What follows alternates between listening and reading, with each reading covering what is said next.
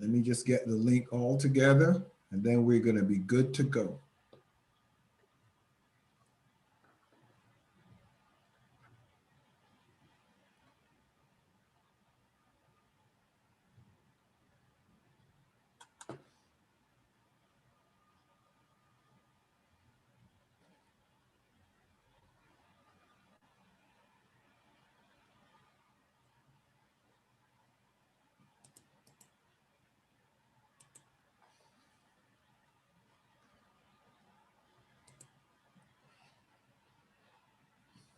All right. And then we will start the recording to the cloud.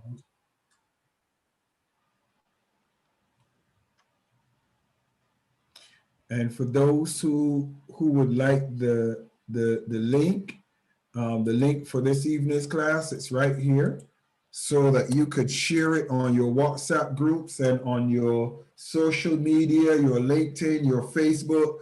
You could get it out there for those who would like to join the class live tonight. You could share that link with them.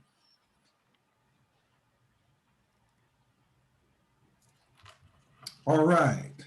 Well, let's jump right on in. Let me get that to the First Lady. Just get that link to the First Lady. Bear with me one moment while I get that link to Her Excellency.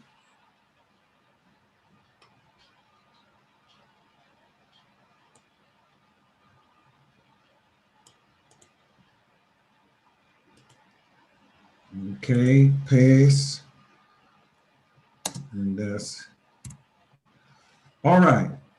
A pleasant good evening to all ambassadors, to all management team members of the class of steel. Special good evening to our COO, Her Excellency Doreen Burunji in Uganda, to His Excellency the Chief of Protocol, His Excellency Dr. Donald Ewers, who is based here in London, United Kingdom, to His Excellency Architect Olukoya Olusogun, who is our Youth Director, our Global Youth Coordinator, and he is based in Nigeria. We also want to acknowledge the person of Her Excellency Jeannie Steele, First Lady, who's based right here with me in London, present in this evening's class. We also want to identify our speaker for this evening, Her Excellency Dr. Anita Davis-Defoe, who is one of the chief lecturers and mentors in the class of steel and also responsible for our global partnerships. Dr. Defoe, this evening it's your turn, and I'm just going to sit back and glean from your wisdom with great excitement and enthusiasm. This evening's class and the subject for this evening is entitled Managing Change. And Dr. Defoe is going to give us some wonderful points, insight into managing change. Your Excellency, Dr. Anita Davis-Defoe, over to you this evening. God bless you, man. Welcome to the class of steel again on Friday night. Your Excellency, Dr. Steele, all the excellencies in the house, those that are tuned in, whatever digital platform you may be joining us on, I say greetings to you, and I say my personal welcome to you. And as I was thinking about what I wanted to share with you tonight, I thought about our discussion on Wednesday when His Excellency Dr. Steele talked about transformation and change and being ready, and he talked about being ready and changing from an individual level, and how that impacts your perception that others may have of you, and how you're able to really navigate through the world. Right now, as we all know, for probably the last, particularly the last 20 months or so, we have been going through a time of significant change. And we're feeling change on the individual levels, and we are seeing change as it's manifesting in organizations. And many of us at different points in our lives and our careers as individuals and in organizations, we struggle with change. Many times we get very, very comfortable with the status quo. Even in those times when we know that change is needed, or we may not even be particularly happy or satisfied with the current situation, but we decide to settle. We decide to accept it, or we just decide to lower our expectations because the process of change, the willingness of people that may be in your ecosystem or stakeholders, their willingness to accept change, it may just feel like it's too much. But the reality about change is that whether you embrace it or you try to escape it, the change is happening every day, all day long. And those of us who opt not to embrace it, thinking that we can escape it, we end up finding ourselves sometimes derailed because a change has occurred and we did not prepare for it, or we saw the change coming and we thought that we could ignore it. And so, one of the things as a global leader in your local work and in your global work is being able to embrace change, to accept change, and moreover, as a leader, being able to manage change. And so that's what I wanted to share with you some thoughts tonight or morning, wherever you may be in this global world we're living in. And I want to talk to you about managing change. Next slide, please. So, when you're thinking about how you feel about change, how you respond to change, how you, when you're faced with change, how do you react? How do you move? As a leader, managing change is something that you are confronted with on a daily basis. And it doesn't matter what sector you're working in, what kind of organization you're leading, that you are going to deal with change in some form or fashion. Change starts, with us as a leader, because being able to change yourself when necessary, being able to embrace change as an individual, because your mindset about change is often reflected in how you lead in the organization, how you respond to changes that the organization may be confronted with. So there's no getting around change, but most people are uncomfortable with change and most people resist it. And what has researchers always so perplexed is people resist change even though the current situation they're in, they know it's not working, but they refuse to change. So by the time I finish chatting with you and sharing in our learning circle, these are three takeaways that I want you to have. I want you to think about the forces and the principles of change. What constitutes the principles of change management? And then what is the change management process? And how do I sustain change? Those things are the three learning objectives that I want you to walk away with at the end of our conversation. Next slide, please.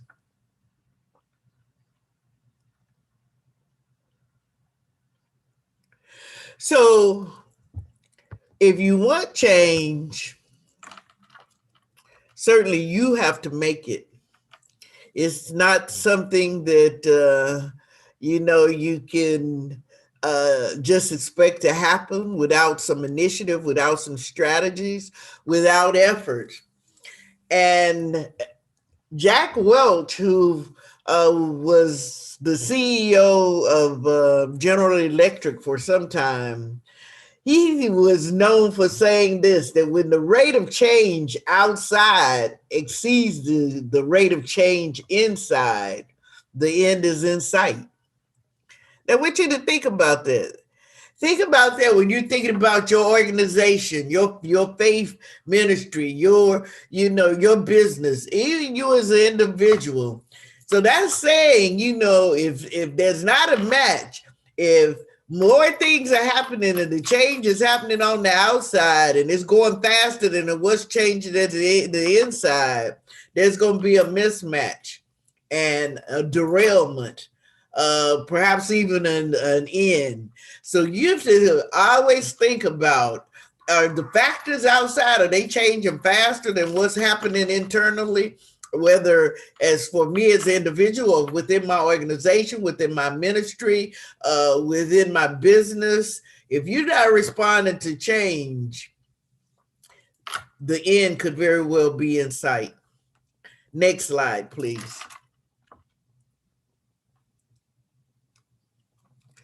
So when you're thinking about what even causes us the need to change, many times we know a change is needed, but we have gotten so comfortable, or we think like it's going to be so difficult to make this change. Let's just stick with what we have. Many times we'll say, well, okay, we'll just make do with what we have. Or, let's see what we can work around, what we could do. Often people say, well, if it's not broken, don't worry about changing it. Why do we need to worry about fixing it? Well, there's always continuous improvement. You can always make something better. So change and a need for change is almost a steady force. Next slide, please. So these are some of the common conditions that can promote change and make change necessary. It might be an economic crisis or change in regulations. Maybe there's global competition. There's a lot of trends you see in the demographics. Well, we're seeing all kinds of social development, and technology is shifting and changing. Next slide, please. So when you think about what's happening in the faith community, for example, is there a need for change there? Well, a lot of churches are finding that they're having to change their missions. So you're seeing mission change. As the mission changes, the direction might end up changing because the mission has shifted. Then that means the direction of that faith organization has to change as well. Well, the church and the faith community, it has been impacted by cultural changes. There's a lot of things that we see happening culturally that's impacting the faith world. So from that, there's a need for structural changes often. Many times you see where churches or a faith organization may have to change their structure. Maybe going from a denomination to non-denominational. Maybe changing its incorporation status from not just having the church, but having another entity. Maybe the economic change has impacted the faith community because of what has been going on in the society. As I talked about general changes, it has impacted the economics. Millions are out of work, or they have found that their businesses have been disrupted, and that economic change in the bigger society is impacted the faith world as well. And then there is this expectancy. There's been an expectation change that more and more people are expecting more from the faith community, in addition to helping them to grow into greater faith, that they're looking for what impact, what are you doing for the community?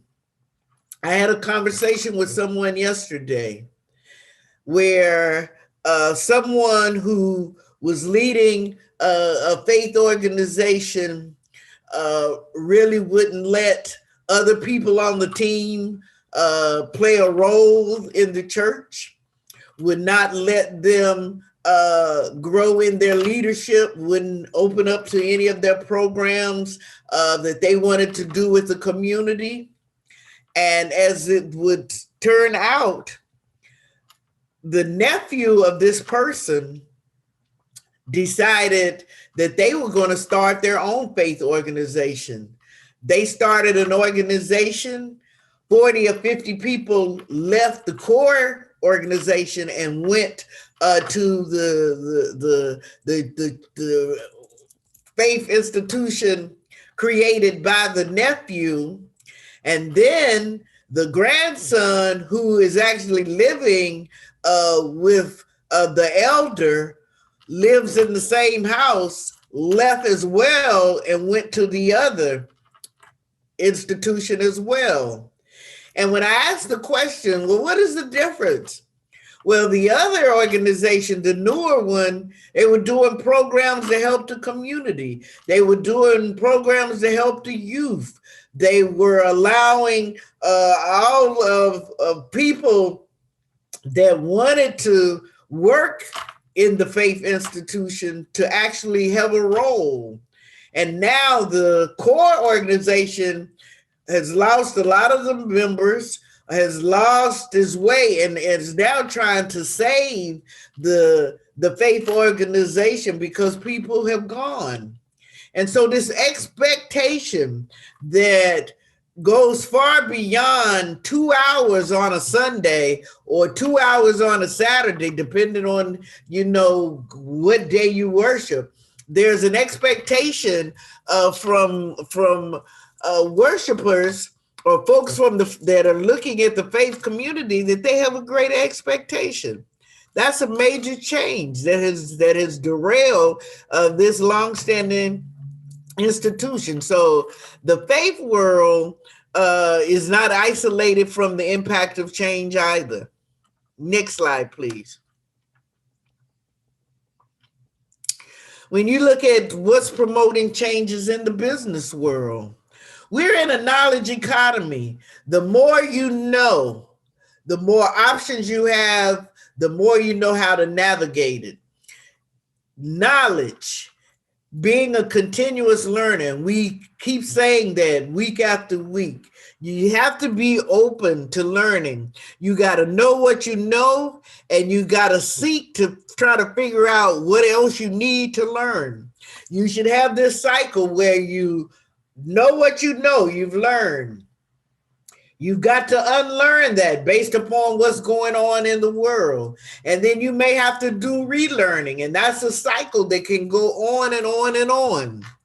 We see more and more there's virtual organizations. That had already started before COVID. We're seeing more of that.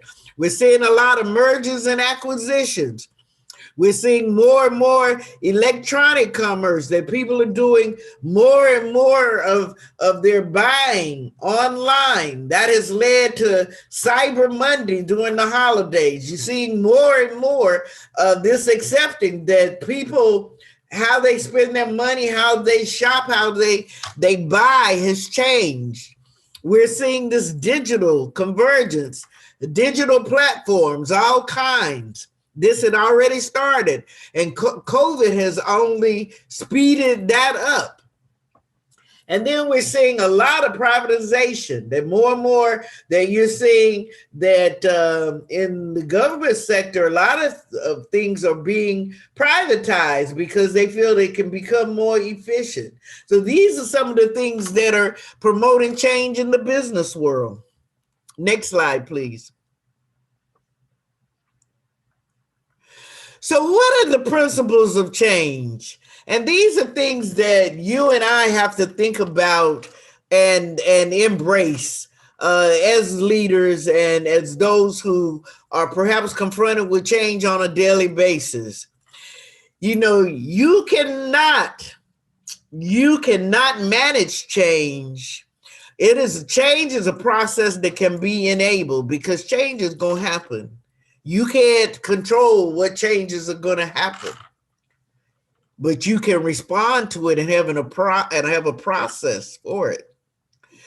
You know, you almost got to always think about, how do I link whatever changes that need to happen?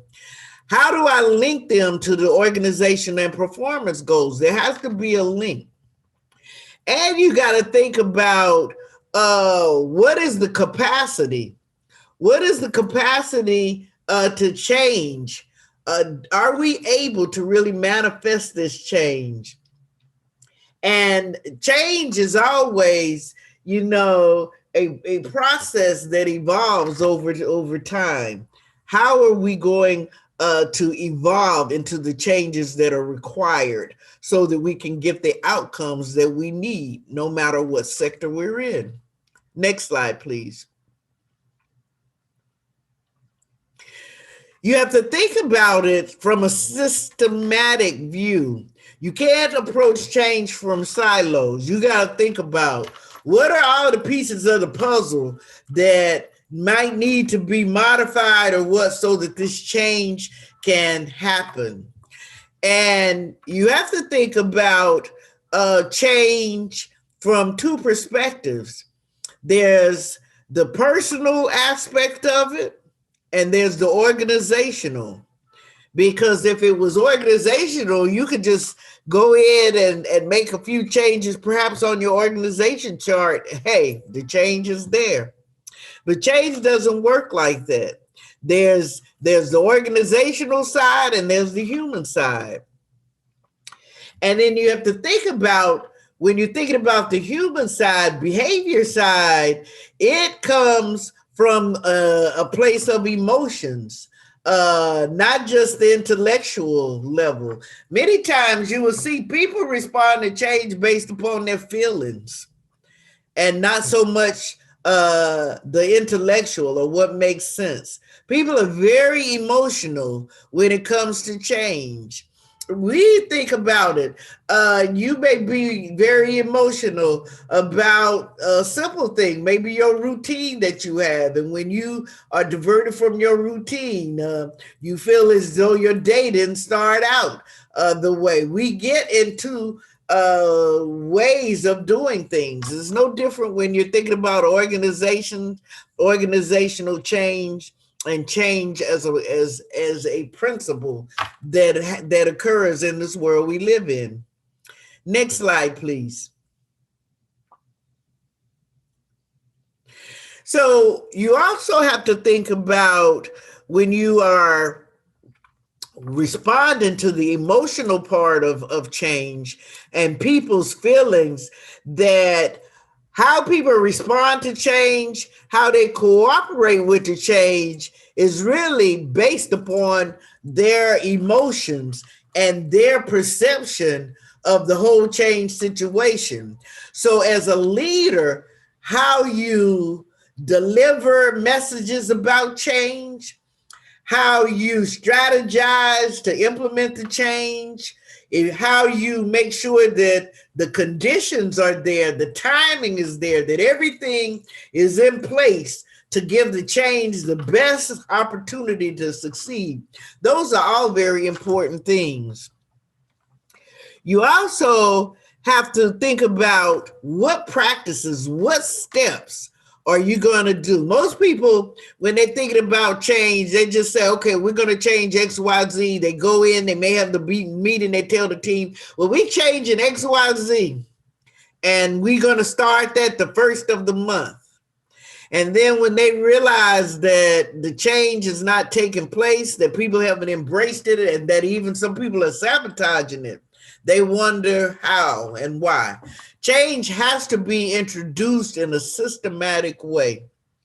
And you also, when you're thinking about how we're going to change something, you may have to vary it from situation to situation, depending on the nature of the people involved, the setting that you're in, and what's necessary to effectuate the change. Next slide, please.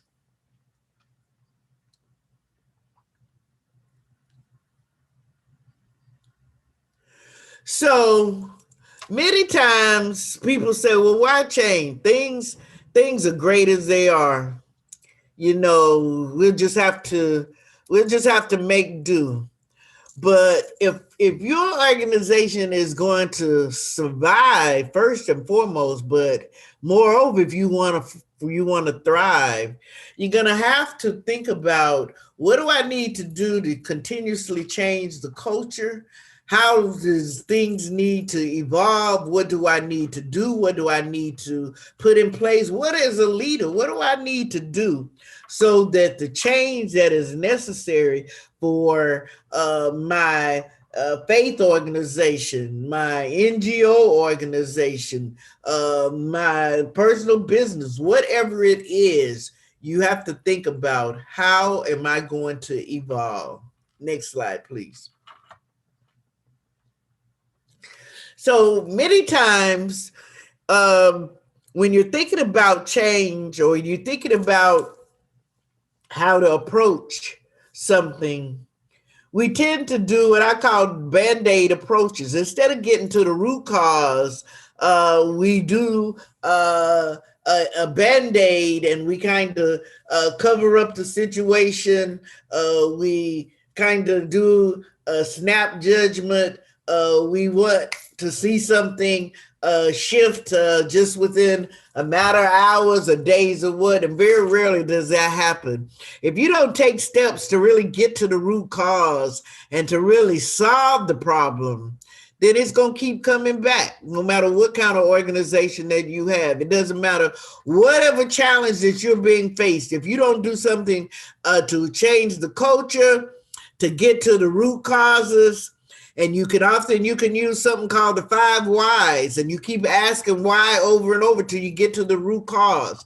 There's some other tools that you can use. You can use a fishbone diagram. There's all kinds of tools you can use to get to the root cause, because you don't want to put a Band-Aid, because you don't want that to keep surfacing over and over in your organization. And you as a leader, you got many things to be concerned with. And you don't want to keep having to fix the same problem over and over and over.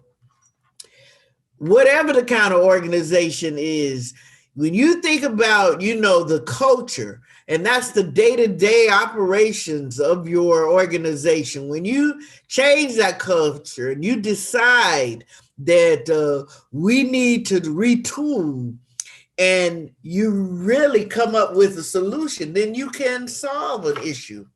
You can learn from how you went through the process of solving it, and then that becomes learning for your organization. Next slide, please. So what is change management? Well, we know a change is something when something is different. When something was one way and now it shifts to something else. And we know what management is. It's the day-to-day steps of achieving an outcome. But let's look a little deeper at change management. You think about change management. Think about what you as a leader have to change in your NGO or your faith organization or your business. Think about, and in one of our last conversations, a couple of you shared, when you wanted to change something and that you had difficulty changing. You had difficulty changing the mindset of your team. The change, you didn't get the results that you wanted. Change and managing change is not an easy. It can be done, especially if you have a strategy, but it has to be approached in a systematic way. Next slide, please. So I wanted to think before I gave you that if you look at this pie chart, you see, and that I gave you the percentages. I didn't even bother for the other two, but you see, in most change, this has been found in organizations after extensive research that about 9% of change efforts are successful, and about 4% of them are moderately successful. So you look at it as 100%, we're talking about roughly about 13%. And it is found that in the best case, that about 30% of organizations actually are able to successfully change. In the absence of having a strategy, change management is one of the biggest challenges that as a leader you will face, no matter what kind of organization you're leading. Next slide, please. So back to change management. This is one of the basic definitions that are out here. And you see keywords here. It's about approach. It's about preparation and support. And you're helping the individuals or teams make an organizational change. That's one definition of change management. Next slide, please. This one talks about same thing, but a systematic approach. It talks about dealing with transition, transformation. I mentioned earlier, you linking it to the organization's goals or processes or technologies. That is what you're looking to change. Change is to implement a strategy for controlling and managing and to help people to adapt to whatever the change that the leader needs to happen within that organization.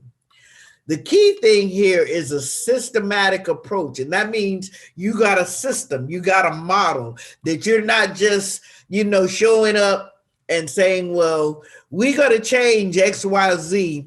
Anita, I need you to do this. Sam, I need you to do X, Y, Z. And Ted, I need you to do that. That's a recipe for failure because, as I said earlier, people so much bring their emotions to change. And so it really has to be introduced in a certain way if you're going to have a chance for success. Next slide, please.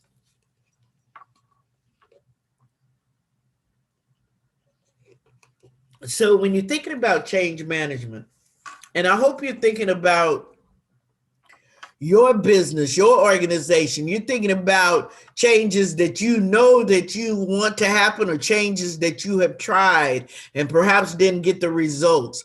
What you need to do or what you should do as you attempt this another time. Change always, when people actually embark on it, is because some dissatisfaction with the current strategy, the current situation. You must have a vision for what's going to be the better alternative. If you as the leader don't have a vision as to what the future state is going to be, you can't communicate it well. You won't be able to engage the team. You won't be able to get them to follow. In the absence of a strategy, your chances of success with change management is not going to be very good. You must have a collection of, of strategies. And number 4, I hate to say it, but we all know it. You're going to have some people that are going to resist. There is going to be some resistance to change. Next slide, please. When you're thinking about your strategy, first and foremost, so you have your vision, you're thinking about it. These are some key things you're thinking about it, even when you come up with your change strategy. What is my strategy going to be? You got to first think about, well, what's the situation? What needs to be changed? Who's going to be impacted? What groups? What does the organization, does my business, does my faith organization, do we have the skills to even make a change? Am I going to have to look for resources outside of my organization? What support and structures are you going to need to help to make the change? And then you need to do a strategy analysis. What are the risks of this strategy? What's the resistance? There's something, and that's a whole nother class that's called force field analysis. And you look at the pros and the cons, and there's some factors, and you try to determine, because as a leader, you want to try to have analyzed the situation so that you can give the change the best chance of being successful. So you want to think about this. You want to do a force field analysis, is called, where it's a simplistic way of analysis where you try to figure out what might hinder me from successfully being able to implement this change. Next slide, please. Then, as you think about your change, formulating your strategy is the first thing. You as a leader got to have a strategy, because the more you're able to earnestly share that strategy with folks on the team, the better able you are to get buy-in. If you as a leader, if you kind of stumbling over the strategy and you can't articulate it and communicate it to the team, is really going to give naysayers something to run with. And so they will take fiction and make it into fact. And it'll make it difficult for you to get the buy-in that you need. Because remember, every organization, it doesn't matter whether it's faith, whether it's a nonprofit, whether it's a corporate, it's based on your talent. The people that do your day-to-day work. And even if you are a solo entrepreneur, you are sometimes got to partner with someone. You will not always work by yourself. So you're going to have to engage somebody at some point. So being able to clearly articulate your strategy, that is key to really having a change management strategy that has a chance of making it. You also will find much benefit from it, because when you have a change management strategy, it gives direction, it gives focus. And then you as a leader, if you have that direction and focus, then you're able to share it. You're able to lead other people. You're able to see who's on your team that has what skills that you know how to best use them. And then when you have a strategy that is well articulated, it brings everything to life. It makes it clear. You are able to harness all the resources, because you as a leader, you know where you're headed, you know where you want to go, and then you know what pieces of the puzzle you need to get from whether your internal team or external team. So having a strategy and having one that you have kind of analyzed and vetted and thought about, and even, perhaps using a strategy map to even think about, how could this manifest into the outcomes that I need to happen? You being very meticulous about your change management strategy and its elements. Next slide, please. So when you're thinking about your change management, these are kind of 5 activities that really contribute to effective change management. You got to be able to motivate the change. You got to create a vision for the change. You got to develop political support. And it doesn't matter whether you're in a faith organization, an NGO, or corporate. There's some politics there. You know, you're seeing the little huddles in the corner with the committees, whether they formal committees or they've created their own committees. There's politics in every organization. And it's because organizations, no matter what kind, they're social systems, and part of social systems and organization behavior theory, it teaches that every organization is a social system. So you're going to see some of those same elements. So you will have to deal with political kinds of behavior. You'll have to manage the transition of the change. And then you got to figure out, how do I sustain it? How do I sustain momentum? These are all key elements when you're thinking about, how as a leader am I going to foster and manifest and maximize and keep momentum of a change effort going? Next slide, please. So I mentioned there's two sides of change. There is the technical side or the organizational side of change, and then there's the human side of change.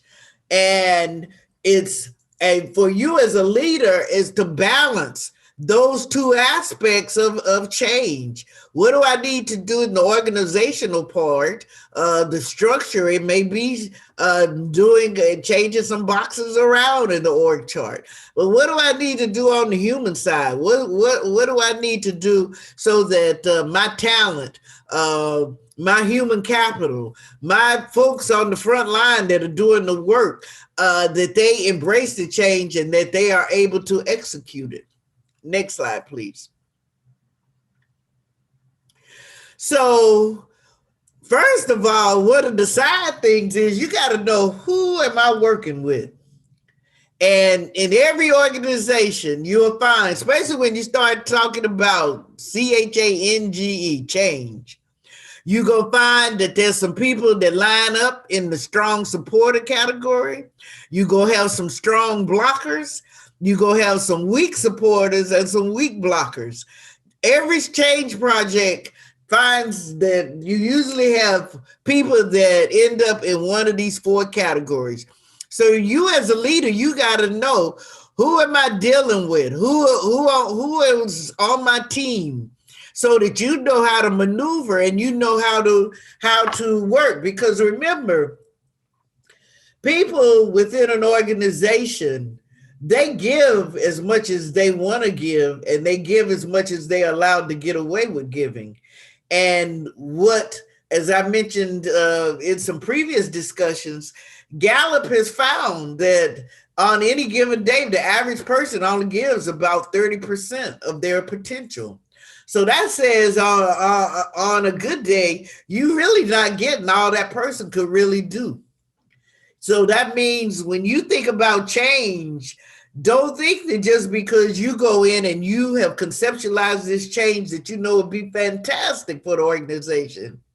But, your team might be looking at you, with a side eye, and they haven't totally bought into it.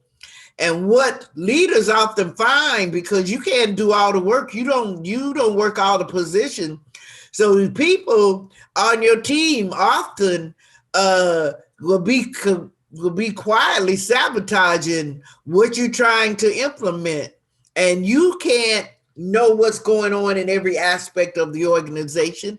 And it depends on what your middle managers, if you have them, what they're doing and what they're saying, because the middle manager is often the one who ends up in the weak supporter, the weak blocker category, more so than the strong supporter, the strong blocker, depending their own mindset or their agendas, where often the leader would think that their leadership team is right there with them. Sometimes that's not the case. So you as a leader, you got to know, who am I working with, so that you know how to make your strategic moves. Next slide, please. So when you're thinking about change management, there's a couple widely used processes out there. And one of them is referred to as the ADKAR model. And if you see here on my right hand side, the A stands for awareness, aware of the need for a change. The D is the desires, the desire for a change. Can the leader get people on the team to buy into it, in addition to the leader seeing the need for the change? K is for knowledge. Well, do we have the knowledge to make this change happen? What's going to happen? Do I need to get people? Do I need to upskill my team so that they know how to implement this?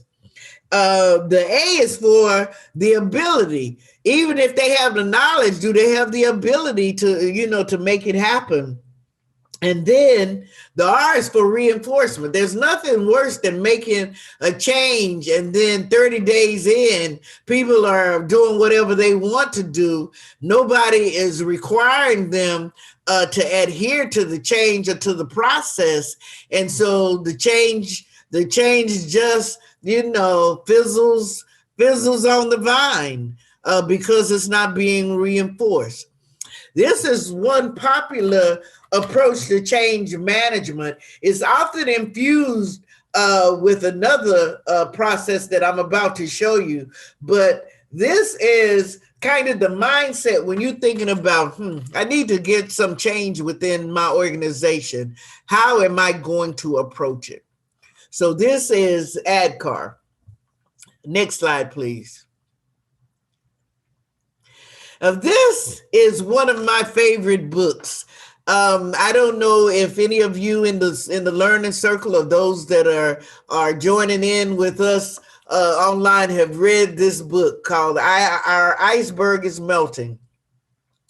And this is another approach to change management. It was written by John Kotter, who leadership and change management is his specialty. Harvard professor. And this, for a lot of us that do change management, we use this process. I use this book, I teach this. This is a lesson in itself, just studying this. But I'm going to share some highlights with you because I thought this would be a kind of fun way for us also to look at change in the change process. And this is an easy way for us to discuss change on this Friday. So next slide, please.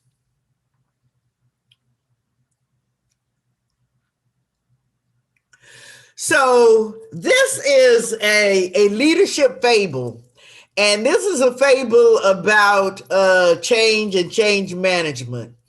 And the iceberg is melting, and I'll just highlight, and you all can read some of it on the screen because I always hate to read. I don't like to read to adults, but I'll just highlight as you're looking at the slides. But this is a leadership and a change management fable called Our Iceberg is Melting. And this is a story about some penguins that lived in Antarctica. And they had been living on the iceberg for many years. This was their home. Next slide, please. So this is the cast of penguins that's in this story. There's Fred. Fred is very curious. Fred wants to know what's going on. Fred investigates things. Fred is always trying to find out why. Then there's Alice. Alice is one of the bosses. She's one of the leadership council members. There's 10 bosses on the council, and Alice is kind of tough, but she's one of the leaders in the penguin colony. Lewis is the colony's elder. He's one of the oldest penguins that lives in this group here on this iceberg. Next slide, please. So we got Fred, Alice, and Lewis. Then there's Buddy. Buddy's well liked. He's popular. He's real compassionate. And then there's the professor. The professor is the intellectual in the group, well-read, knowledgeable, very scientific, focused. And then there's No-No.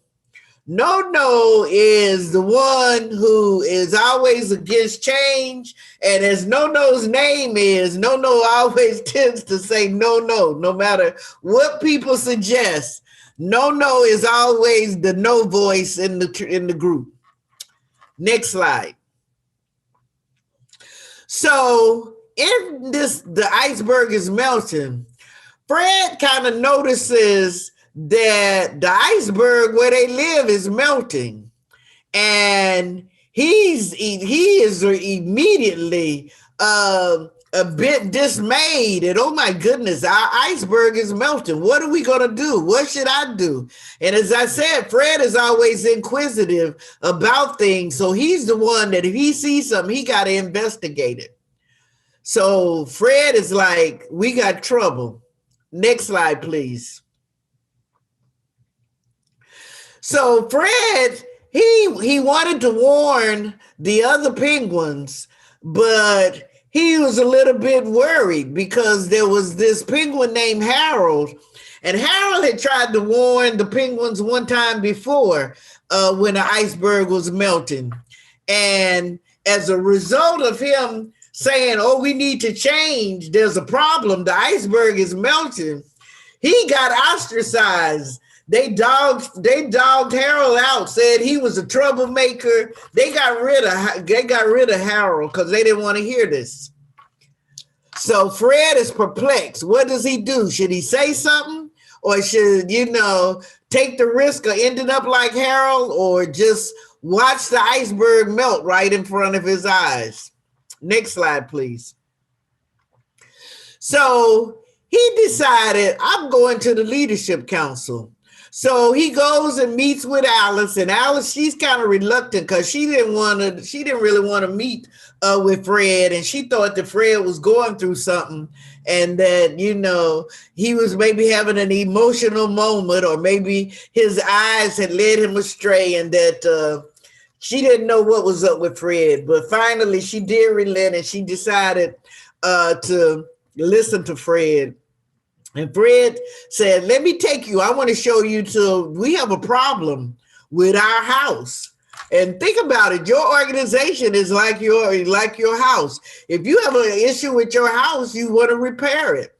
You don't want to let it just fester. So Fred took it upon himself. He was going to take the challenge and take the chance to tell the council what he saw. Next slide, please. So they went and they swam around the iceberg, and he pointed out the situation, and he showed, where the cave was filling up with water.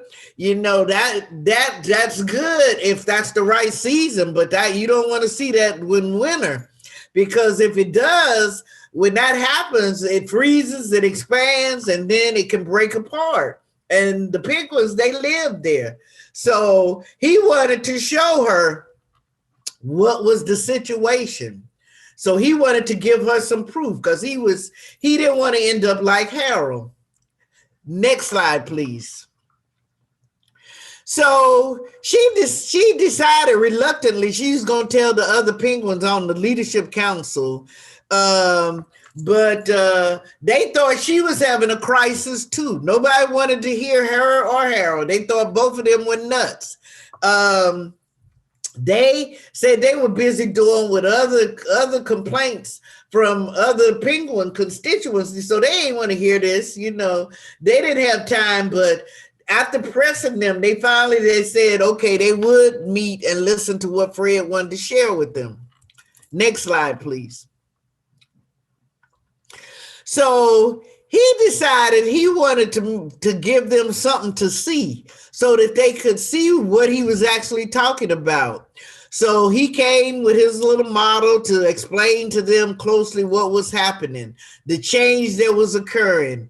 Everybody was silent, and they were looking at him, that like Okay, Fred has lost it. And nobody was really saying anything except you know who, a no-no. And there's always a no-no in an organization. No, we don't need to change. No, we don't need to do that. No, that's not going to work. No, I'm not going to cooperate. No, I'm not available. There's always a no-no in every organization. Next slide, please. So he didn't know what he was going to do because No was discrediting him, and No said his whole theory about what was happening, that what Fred was saying didn't make sense. And then Alice said, well, how would you feel if something would happen to one of your children and you could have done something to prevent it and you didn't do anything? How would you feel? So that made them stop a little bit. The leadership council stopped and they thought, because everybody wants to make sure that their children are taken care of. And so when they heard it compared to that, they did stop and ponder what Fred was telling them for a minute. Next slide, please. So what they decided to do was maybe that they would, form a committee. And so some people said, okay, let's have the committee. But some people said, okay, we could have a committee, but let's just keep this a secret. Let's don't tell anybody. Let's just keep it amongst ourselves. And they said, the masses, they were like, well, we don't need to do this. She wanted, as the leader, Alice said, we need to call a meeting of everybody in the organization, everybody in the colony. They need to know that. But some of the council members got panicked, and they were saying, oh, the best way that we can do this is to keep this a secret. So Fred was not happy with what he was hearing. Okay, at least he had made one step. They had formed the committee, but he didn't think that was going to be enough. Next slide, please. So he got a little worried. So Fred said, you know what I'm going to do? And this goes back to what I'm always telling you as leaders is data. Even if people don't like you, even if they don't like what you're saying, if you come with data, there's nothing they can say. As long as you have manipulated the data is your friend. It will speak to the issue. So that's what Fred decided he was going to prove to them. So he did a little experiment. He got a bottle, put the water in, and he went through all what he knew what was going to happen. And what happened? It had exploded. So this got everybody's attention. So now they decided, okay, they needed to do something because Fred wasn't just talking crazy and Alice wasn't crazy, and this was serious business. And so some kind of change needed to happen. So they shouldn't just keep this a secret. Next slide, please. So after them seeing the bottle exploding, then they start hearing about the warning signs of what was happening, that the iceberg was melting. People start getting concerned. And so people were like, okay, we really got to do something. So what Fred, by doing that model and doing that example that they could see for themselves, now he was able to erase the complacency and he increased the urgency. And that's the first step in this approach is you create a sense of urgency that everybody within the organization sees a need for the change. Next slide, please. So these are the folks on the team that's supposed to be resolving this. You got Mike, who's the head penguin. You got Alice. Well, I told you a little bit about Alice. You got Buddy. You got Fred, of course. And then you got me, the logical person. These are the folks that's on the council. That this is the team that has been constructed to solve the problem. Okay, next slide.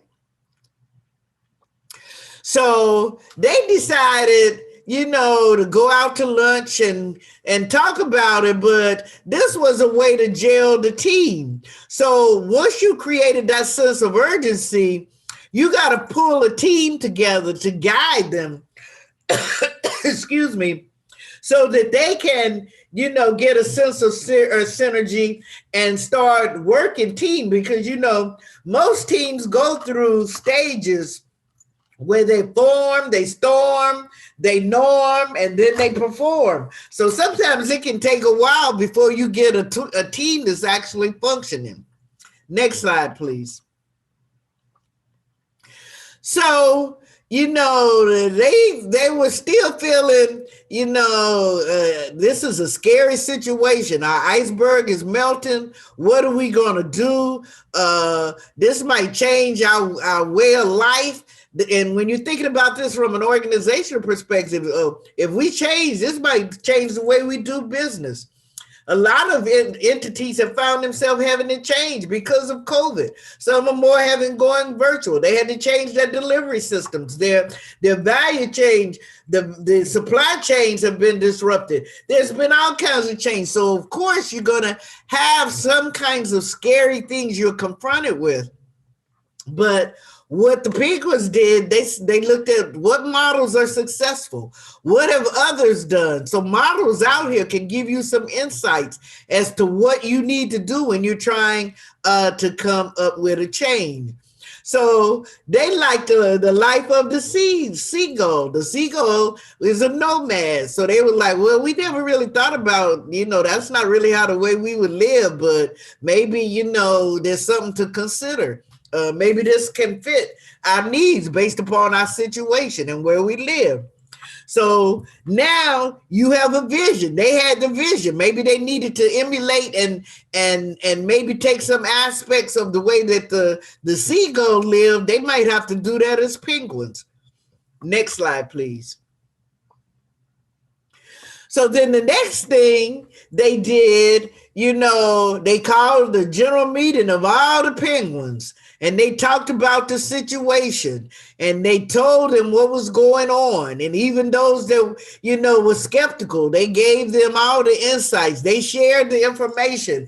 And Alice kept saying, we've got to come together as a community. We have got to embrace this new vision because our iceberg is melting. So we can stay here and we can deny the change as we see this thing is melting and float away, or we can go down with the iceberg, or we can be proactive and take action. So they communicated the vision that they had for what they were going to have to do. That's step 4 of successful change. Next slide, please. So they kept on communicating and they were building up support and they were sharing it and they were telling different people about it. And more they were sharing, this is what we're going to have to do. They kind of became, champions of the change. Anytime you're doing change, you got to have people on the team that champion it. Because remember, I said, you're going to have a lot of no-nos. You're going to have, those that kind of support you on the side, but they won't say it in the crowd because they're trying to see what the crowd is going to do. So you got to continuously be upfront, communicate about what's going on, what needs to happen, and keep focused on that vision. Next slide, please.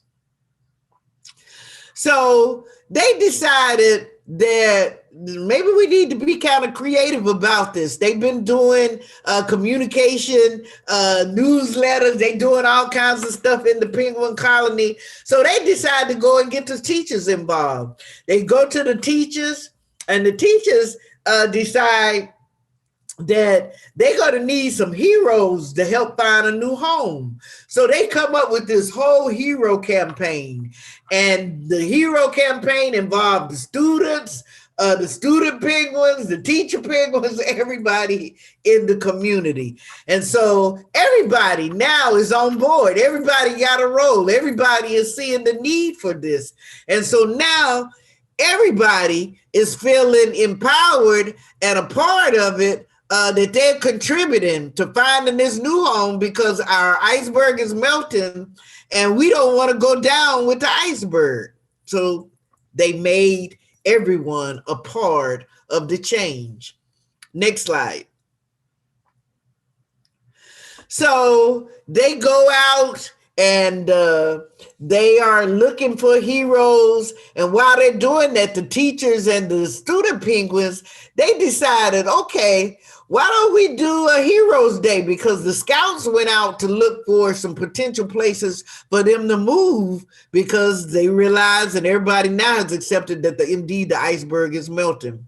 So they decide they're going to have a Heroes Day. So they're going to have some performances and music and food and all the kinds of things, you have at those kind of events. So they decided to have the Heroes Day. They had a successful Heroes Day. Everybody loved the Heroes Day except you know who. No. No is always the last person to say yes, yes. And every organization, every effort has a no. But they were successful overall in having the tribute. And so when you're doing change, you have to think about what can we do, what can we structure so that we can have some short-term wins so that people can feel good and they can see that the change is happening. They are part of it, and people feel good when they see some gains. So you want to create some short-term wins. Next slide, please. So then they all were very enthusiastic. They said, okay, we really gotta decide and support the move. They found a place that they could, they could move to because indeed the iceberg was melting. They started to move. They thought about, this couldn't be bad. Maybe this is, a new life. We thought the change was going to be horrible. Yeah, we love the iceberg we have been living on, but this isn't so bad, the one we having to move to. So they moved and they accepted it and they didn't let up. They kept on till they had everybody to see this isn't so bad. The change isn't bad as you think it is. If the change was necessary, you could either go down with the melting iceberg or we find a new home. Next slide, please. So now the penguin colony, they move around like nomads. They move just like the seagulls. If they see the iceberg is melting, they are proactive. They move before. They have embraced it as a lifestyle, and they move so that they can stay safe.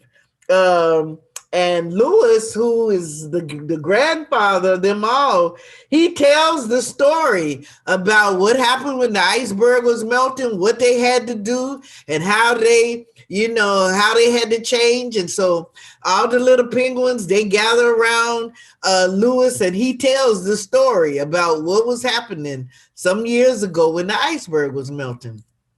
Next slide, please. So when you're thinking about change management and what Carter has done, as a lot of leadership practitioners do, they use storytelling as a way to teach skills and practices and approaches. And when you're thinking about change management, you're thinking about the vision, the strategy. What do we need to execute? What change needs to happen? What is our plan? That's all part of change management. Next slide, please. So in summary, Carter's in our iceberg is melting. Carter gives 8 steps, and this is the 8-step model. And often people take ADKAR and use aspects and they combine it with Carter's 8-step process. So these were the highlights from our iceberg is melting that the story of the penguin shares with us. So next slide, please. So the first thing, you got to create a sense of urgency. If people don't see a sense of urgency, they don't buy into the change and they don't see a need for the change. So you have to, when you shared about the change, let them know that your organizational iceberg is melted. And if you don't make a change, your iceberg is going down because it's melting. Next slide, please. Then you want to get a team. You want to pull a team together. You want to think about what skills do you need? What kinds of mindset do you need from people so that you're able to manifest the change? That's step number 2. Step number 3. You want to have your change vision and your strategy. You want to develop it. You want to know, as the leader, where I want to take people. What do I need to happen? What am I trying to grow? What am I nourishing? Where do we need to go to change, to manifest the goals and the performance outcomes that we want? Next slide, please. Then you want to communicate it. You want to communicate it so that people understand it and so that you can get buy-in. So people, once they understand, then you can deal with that emotional part of change. So they understand, okay, the iceberg is melting. If we don't move, the iceberg is going to melt. We're going to either be dumped in the water and maybe I don't swim so well, or either we can find a new place. So as you saw what Fred did, even though people didn't believe him initially, with the model, he gave them some hard evidence. And that got the buy-in that he needed, or that the whole council needed. That's step number 4. Step number 5, you want to make sure as many people as possible understand that vision and that strategy, because you're going to have some no-nos. You're going to have them. And unfortunately, many times when you're trying to manifest change, your no-nos are working in the background, trying to get more people to come on the side of no with them, and really sabotaging your change. Step number 5, you want to empower others to act. You want to see, how can you use people on your team so that they all feel that they have some piece to play in the change, that they're needed, that they're essential. You don't want to just do the change with you and the team, and you don't want to involve other people, because that isolation will end up putting more people in your blocker category. You want everybody to say, oh goodness, the iceberg is melting. We have got to work together to find a new home, move our stuff. We don't want to go down with the iceberg. Next slide. You are looking, because you want to remove the barriers, because there are going to be barriers when you're trying to do change, because people keep saying, and the research says people are uncomfortable with change, even when they're in a bad situation, which when we talk about our mindset, why we know we're in a bad situation and we know a change is necessary, but we still, because we've gotten so comfortable in being uncomfortable, that we don't want to embrace change. Next slide, please. You want to make everybody see the vision so that they will share it, so that they will support it, so that you can manifest it and you can realize it. Next slide, please. So the next thing is this, as I mentioned earlier, short-term wins. Create some visible successes. Because if in the absence of people say, I know that wasn't going to work. Anita Davisfoe crazy. She said that was going to happen. Look, we've been at this for 2 months, nothing. We haven't moved the needle one. Whatever, some short-term wins so that people can start to see progress. Because unfortunately, when you are instituting change, you're going to have a lot of naysayers. So some small, you think about, how can we win? How can I show some wins on this path to change? Next slide. You don't want to give up. You want to stay on the road. You want to keep your vision, your ultimate mission in your focus. And no matter what challenges, you don't ever want to think that it's impossible. Yes, you might have to tweak the vision or the strategy a little bit, but don't let up. Do not get derailed when you are working for change. You can't let a couple setbacks derail you. Don't let up. Next slide. What happens is often after an organization has had a success or two, they kind of relax. You can't relax. When you are trying to institute change within any kind of organization, you got to pursue it daily. You got to reinforce it on an ongoing basis. And you, as the leader, you have got to be sharing it constantly with your team, and you have got to be taking those steps on a daily basis to get those habits, those behaviors institutionalized and infused into the organization. Next slide, please. You created a new culture. And when you're doing that, that means that you're shifting the attitudes, the behaviors, the habits, the processes. You have taken the organization from that old culture, that old way of doing business, to this new, based on the change that you as a leader were working to make happen. Next slide, please. So you want to make sure that you reinforce. And when you find that people are not adhering to the behaviors or the habits, find out why. Do people need more training?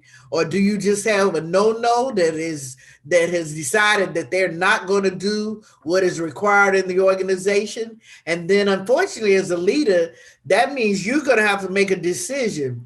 Is that somebody that you're going to have to escort off the iceberg, off the bus? Or is that somebody that is trainable? Are they coachable?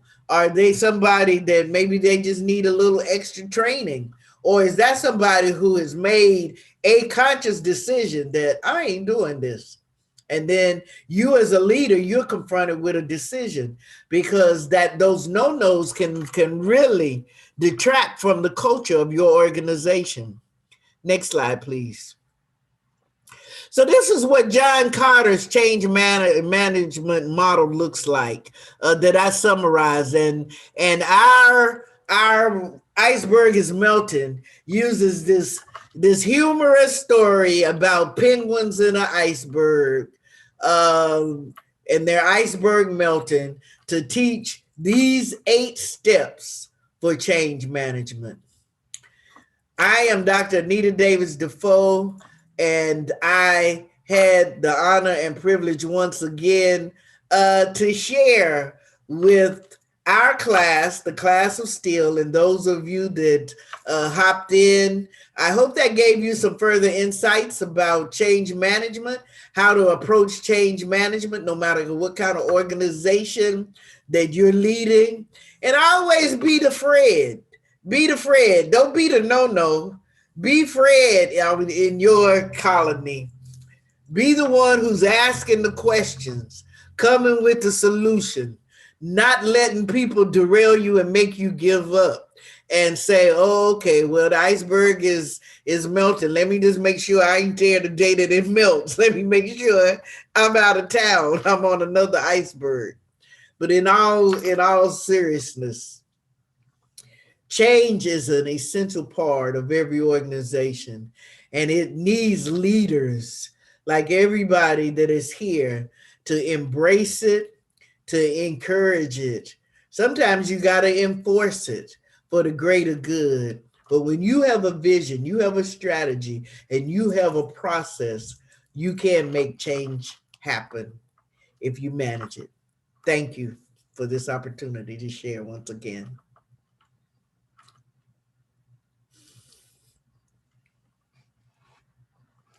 Thank you so very much, Your Excellency, Dr. Anita Davis-Defoe, for one amazing class this evening. Come on, let's celebrate her in the class of Steel. For those of you who are offline and following the class, and a number of individuals, they sent us the link that they were having challenges staying on the Zoom, and they were able to see the class on YouTube Live.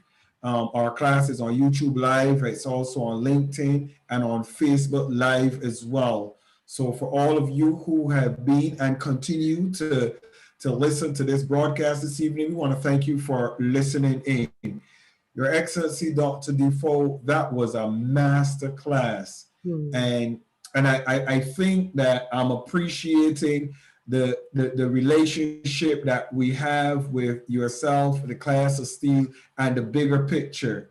One of the secrets that you're teaching me, Dr. Defoe, continually as we grow is that we need to unveil our strategy systematically, and continue to go at it, and don't stop. Persistence, but not just persistent, but also focused and determined efforts and little rewards in the process, which is extremely critical. I want to jump straight into asking a few questions for anybody who have any questions for this evening's class. And Your Excellency, Dr. Defoe, I'm going to stay silent in the background and equally allow you to manage this section as well for individuals who want to ask any questions. I will let all of the questions be directed to you for your response, Your Excellency, Dr. Defoe. Zionist, good evening to you, ma'am. Would you like to make a comment to the class this evening with Her Excellency, Dr. Defoe? Please unmute yourself and you're free.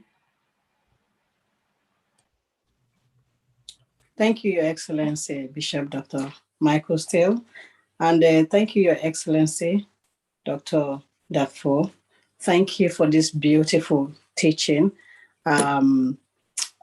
Yes, I have taken on board as usual. I've gleaned, to use that word, the teaching, the lecture you've given to us this evening, and I've taken on board some pointers. And it is interesting for me personally to come to understanding that that human dynamics makes managing change a delicate and complex process. Yet, I understand that our environment and systems are equally dynamic, and it requires changes that will help us to position ourselves in a competitive edge, that will help us to grow, that will help us to stay healthy as individuals, as organization, that will help us to stay viable, that will also help us to respond to sudden shift in the social, geopolitical, and economic environment. And this brings me to what you mentioned about the human side and the technical side of change. It is possible to marry these two dynamics.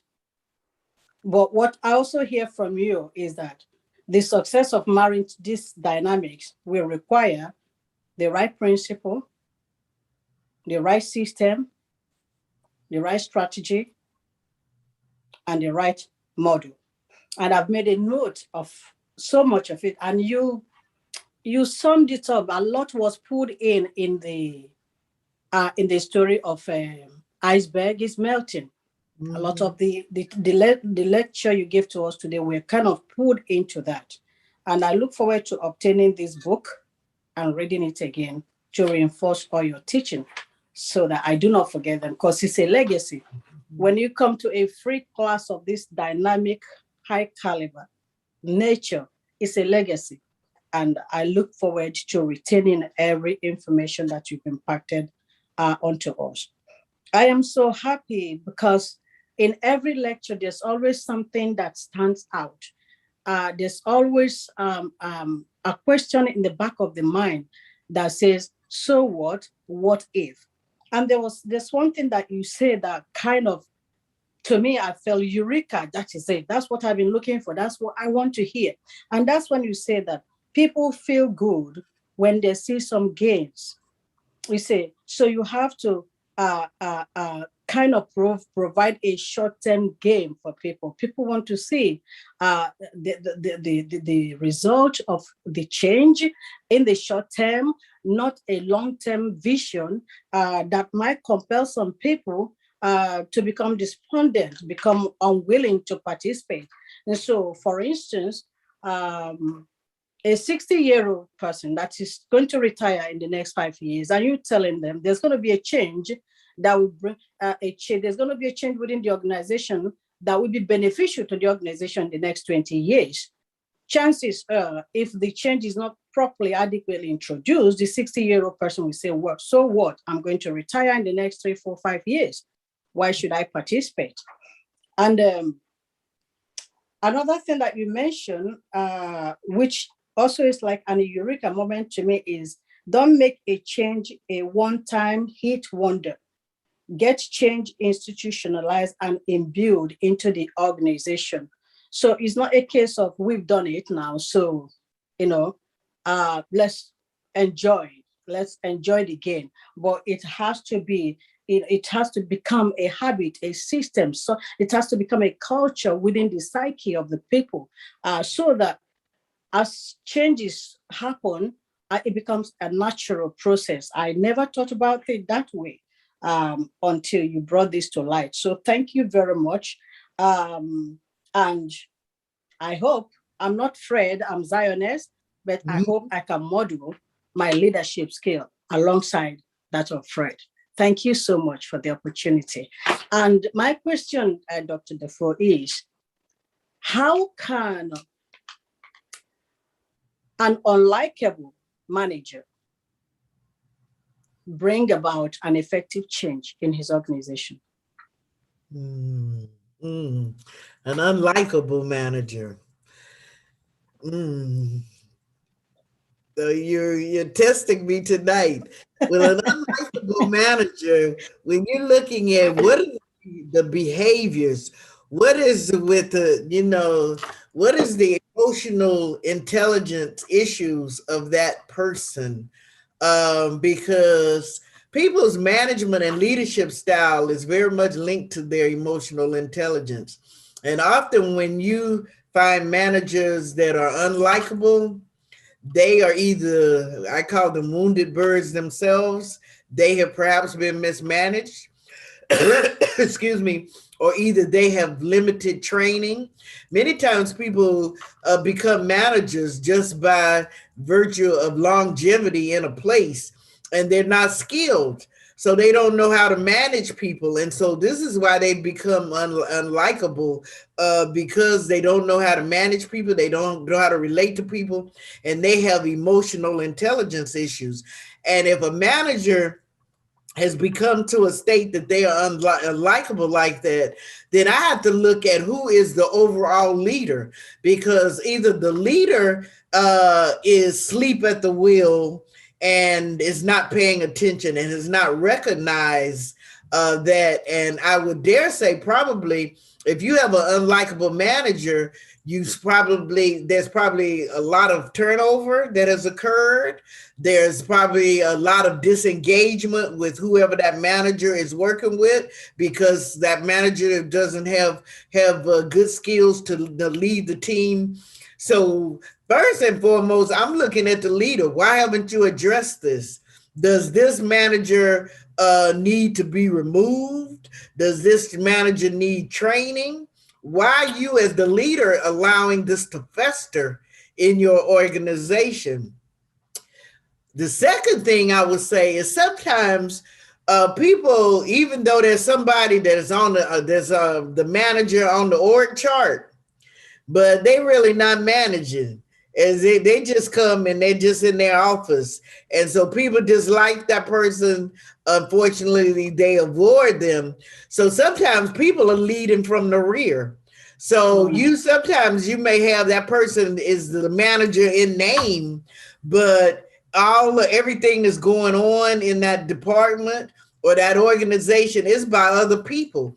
Or for whatever reason, if the leader can't deal with the person, for whatever reasons, maybe it's Uncle Willie's cousin and they can't get rid of the manager. And the leader, I've seen some instances where the leader kind of ignores the manager and goes to the doers, and the manager is just there.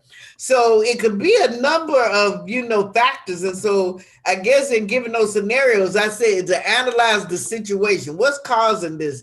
Is the person just unlikable? Do they have emotional intelligence issues?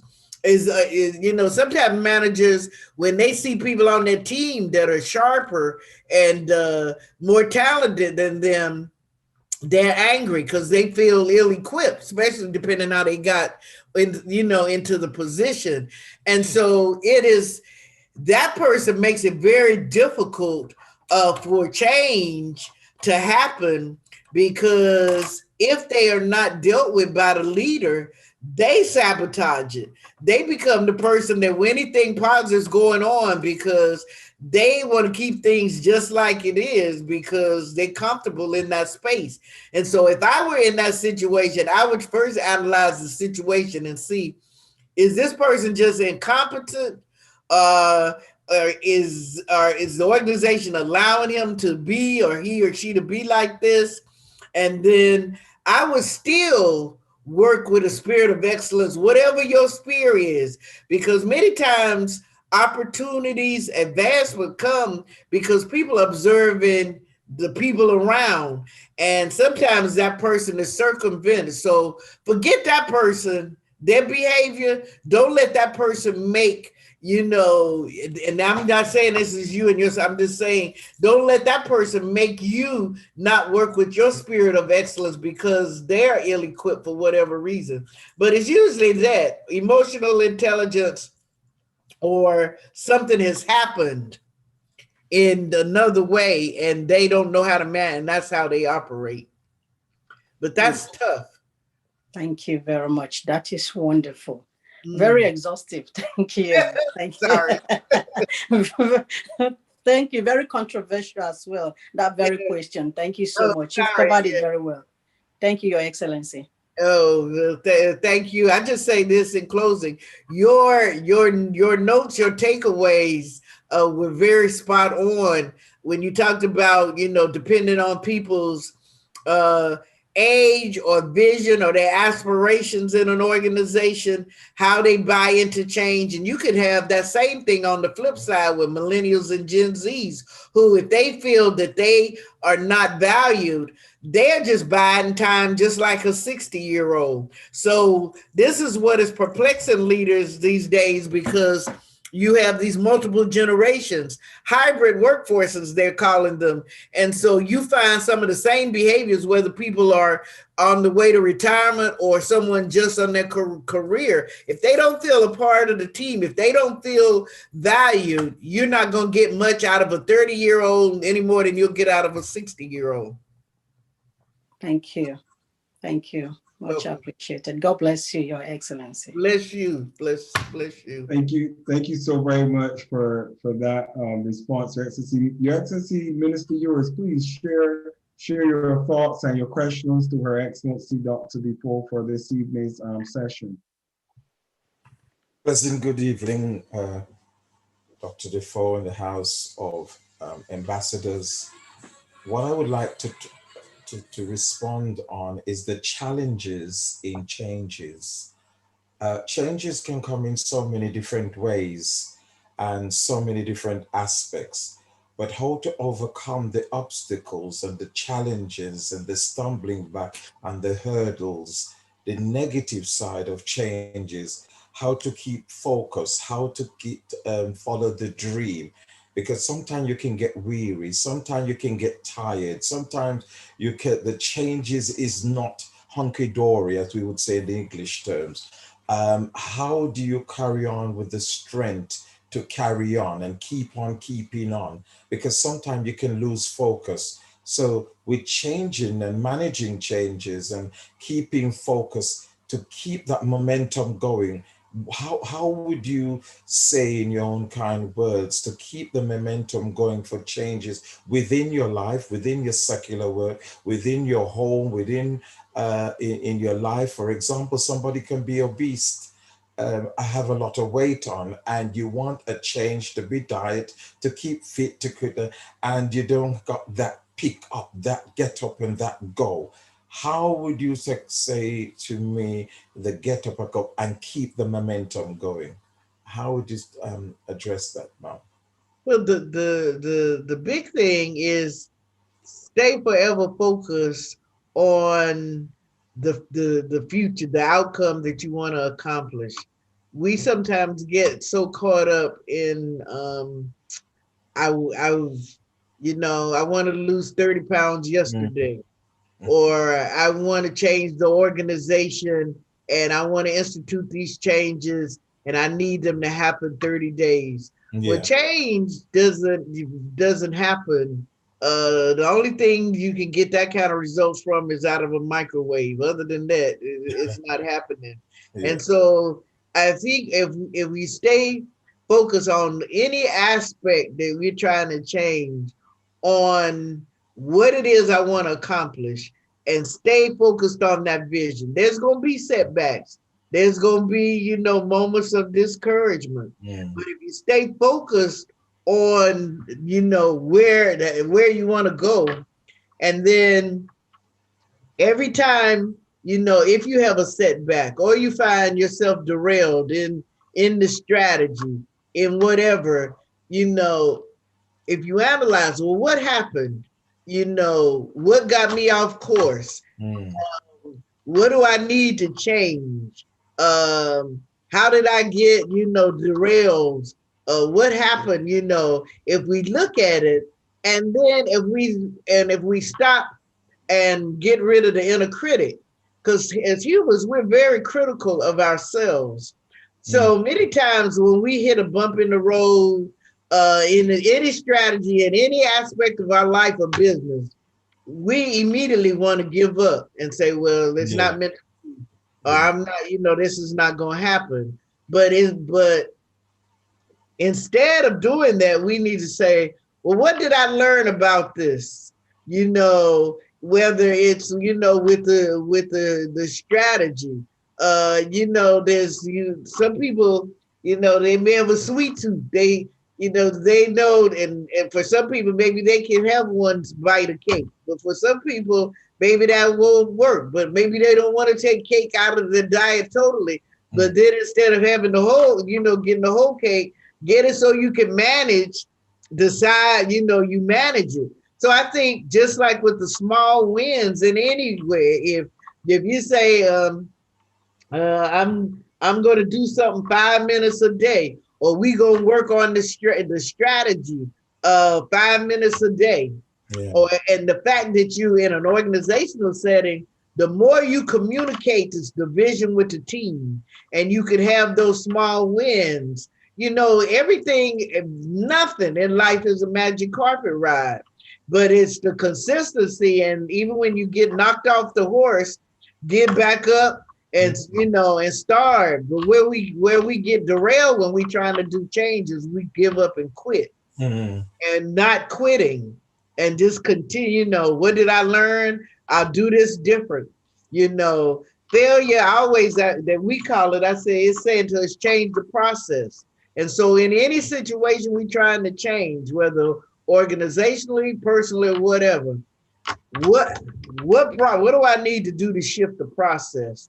What do I need to change? What do I need to change with my mindset? Because Mm. we all struggle. It doesn't matter what anybody is working to change, whether personally or organization.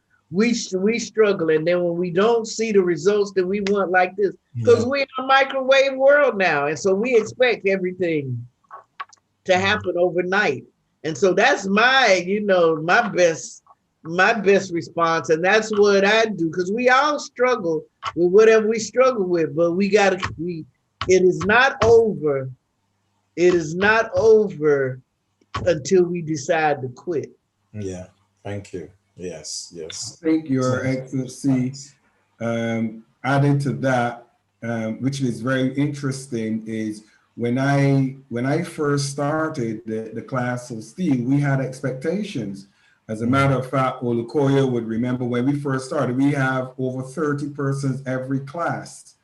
And we were growing, and we had individuals that were constantly there. And you get a buzz about what you're doing, you get excited. And then as individuals catch their vision, always you will have some penguin deciding, let's go and do it George's way, or let's go and do it Jeff's way, because Ricky's way doesn't look good. And you will always have that time of division while everybody's still storming, and you don't know what to do.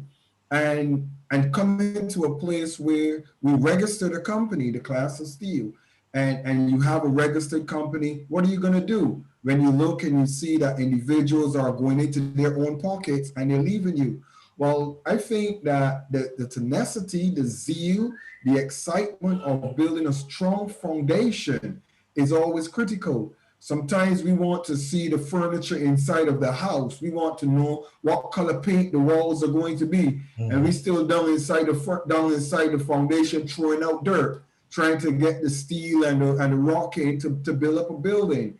And I think that one of the things that helps me is that I know the class of steel has 100-year vision, and a journey of 100 years is not going to look the same way in 1 year or 2 years. It takes time. It takes progress. It takes some that are going to be strong, some that are going to be weak, some that are going to add, some that are going to take away. But one thing that you must remain focused on is, what do I want to accomplish with my organization? What do I want to accomplish with my health? What do I want to accomplish with whatever it is that you've decided that you're going to do? And stick to that.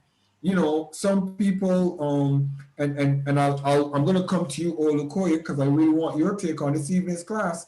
But one thing that I remembered when I was modeling, when I was a young lad modeling, and I used to have a very clean face, very, very sanitized face, clean, no bumps, no pimples. I mean, you know what I'm talking about. You're looking clean and sharp and always dressing nice and ready for modeling on the catwalk. And I will never forget when I went into construction, what happened is when you walk into a construction site, cement, concrete, dust, all blowing in your face, all of a sudden my face broke out into pimples because of the cement dust and everything like that. And I freaked out. Oh my God, am I ever going to get back the face I had? And the truth is, why I really shared that is because when you get accustomed to an environment, your body responds accordingly. And as I continue to work in construction, I continue to look after my face or whatever, it came back normal. And sometimes in life, you have to go through an upset. You have to go through a discouragement, a disappointment, a frustration, and even an anxiety about, am I going to make it? Is it going to work? But that's the point you have to pass successfully. And you can't throw in the towel when that time comes, because it will come. It will come to test your seriousness about what you're doing. It will come to test your commitment. It will also come to test you for those who are looking at you to say, yeah, I know you were going to quit. I know you were going to throw in the towel. I know you were not going to make it. But you just have to do what? Keep on keeping on, no matter what happens, and stay focused. Your Excellency, Architect Olukoya, I think you're a key person to lend your voice to the discussion this evening, and any questions or comments for Her Excellency, Dr. Defoe. Your Excellency, Architect Olukoya.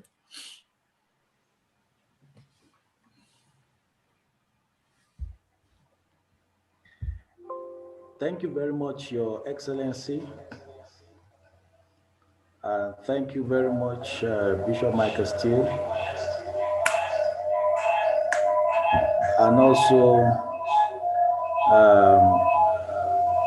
all the excellencies in the house.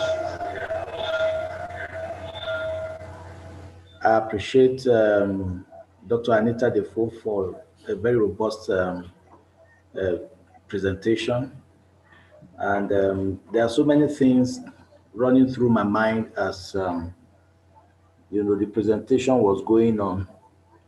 And Bishop Michael Steele, was almost asking the question that I really wanted to ask. I really appreciate everything. I don't want to begin to repeat some of the things you have said, but one of the things hitting me is when you look at some organizations that have lived for centuries, they've maintained some things that they've been doing that have been making them very successful.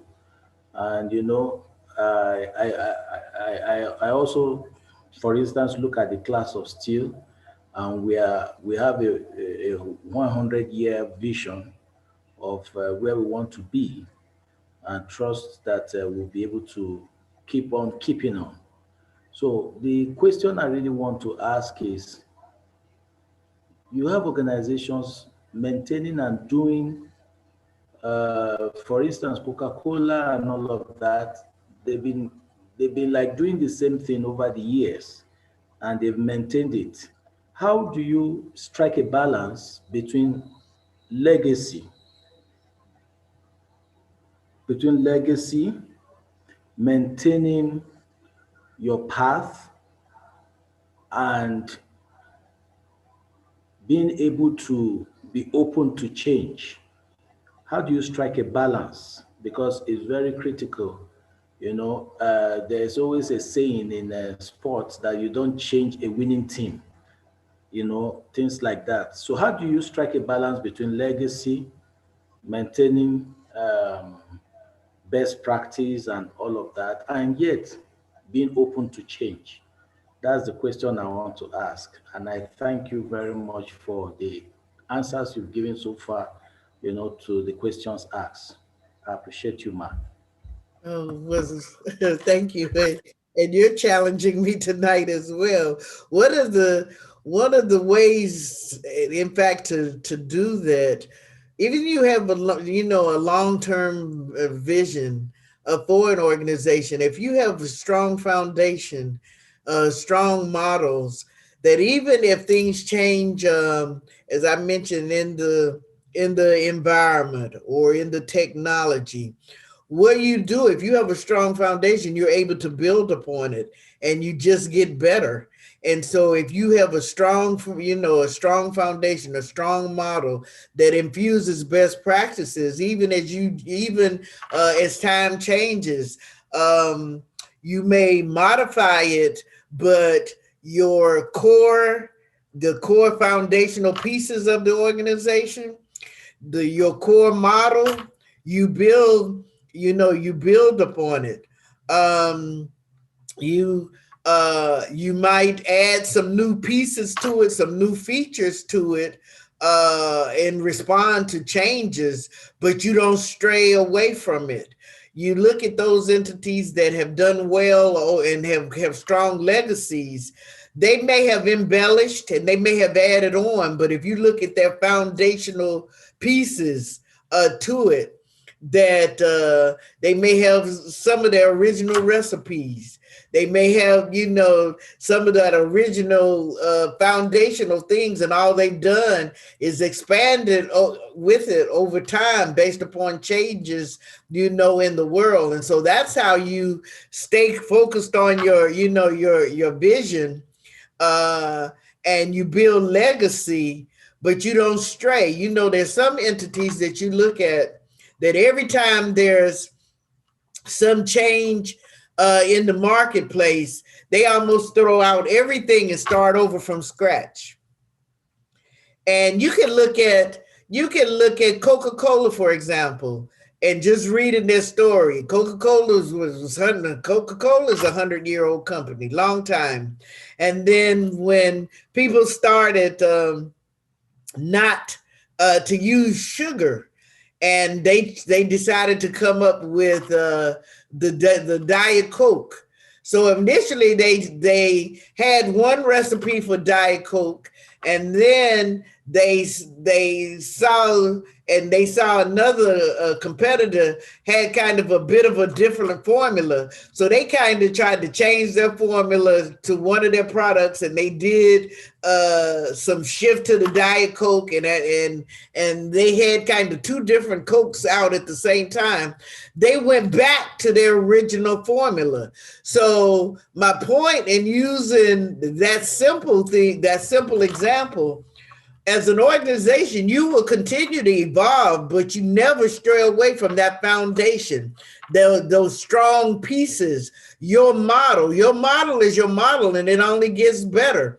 You look at using a Coca-Cola, for example, still as as an example. What Coca-Cola did to modify, they went back to their own formula, but what they did in response to changes in the marketplace, they realized people like flavors. So now there's a Coca-Cola with I've read this, a Coca-Cola with a mango flavor. They have a cherry flavor. They have all of these flavors because they know people like them, but they kept their core regular formula and just put these flavors on it. So that's what you do as an organization. You enhance your programs. You maybe expand your target population, or you may, as more organizations are doing, you might have started locally, now you're going global. Maybe you were going global and you were just going in one area, now you've expanded your global reach even wider. Maybe you took your products or your services and you had it translated in languages. So there's ways to stay true to your mission and vision and your strategy and your model, and still build legacy.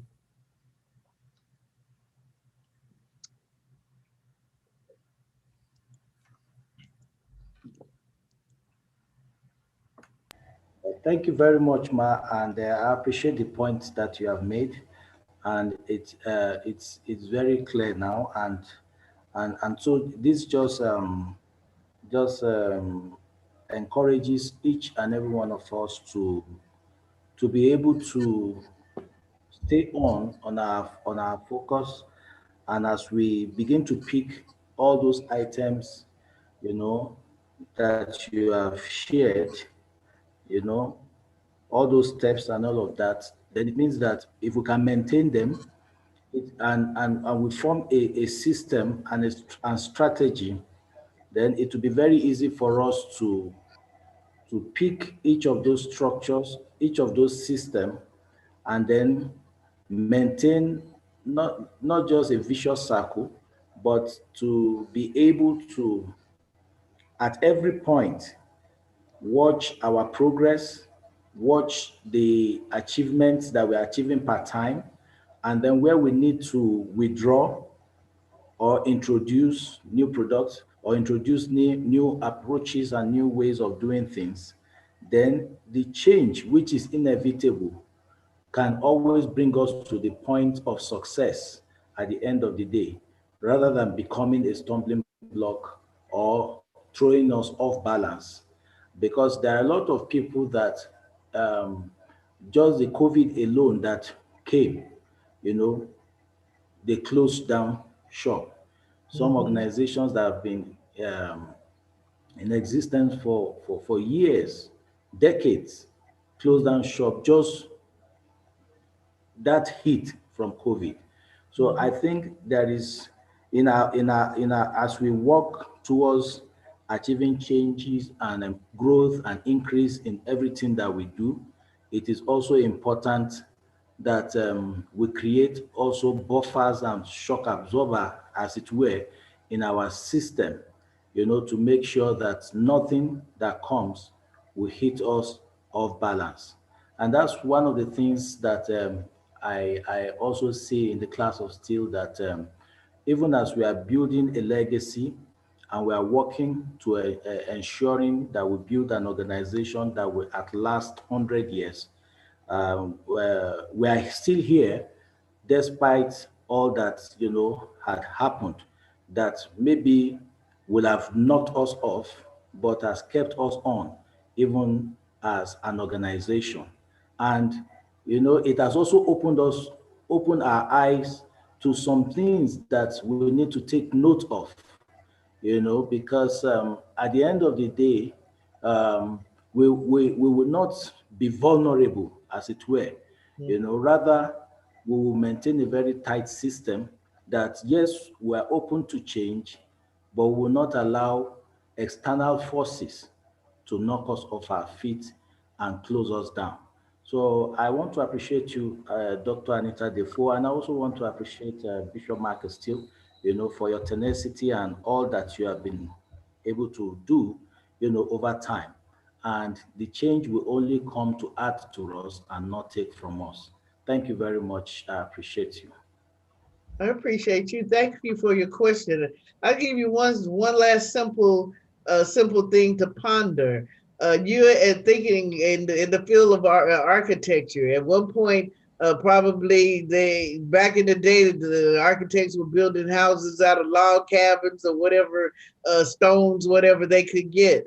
Over time, they maybe had a model for the design, and this is going to be a very simplistic kind of example, but maybe they had their dream design of the house that they wanted, and over time, because of the availability of different building materials, they still had this design house that was the dream house that they did variations over. And then they got different kinds of building materials that they could use, and as it continued evolving, they didn't go away from the model, the structure, the foundation of their signature design house, so to speak.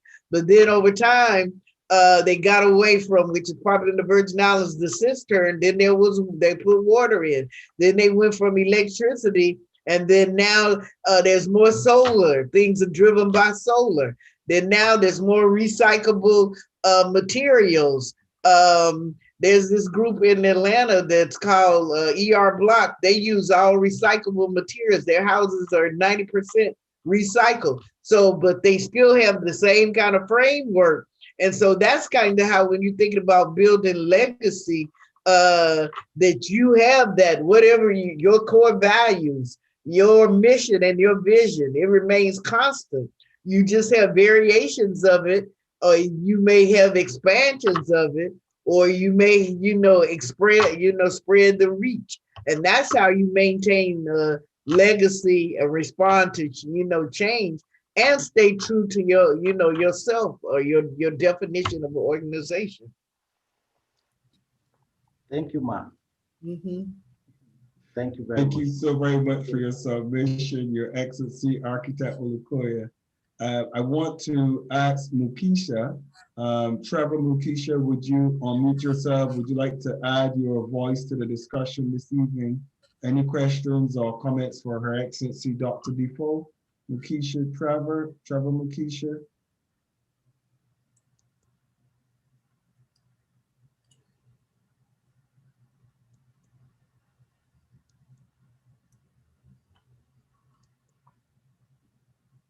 Okay. No response from Trevor. Good evening, Archbishop. Welcome to the class. And I know you've just popped in, but thank you for joining with us this evening. Our discussion this evening is all about change. And we're going to close. The time is now 11 minutes past 9 here in the UK. And we're going to get ready to close this evening's class. I want to say a very special thank you to Her Excellency, Dr. Anita Davis-Defoe, who is with us building as we continue to work on what we're doing, looking at where we're going and how we're going to reach there successfully. One point that I will share, and before I do that, Her Excellency Adiola, Your Excellency Adiola, are you you want to share a comment? I just noticed that you're there, and I said, let me make sure that you're able. Are you going to share a comment this evening, Your Excellency Adiola?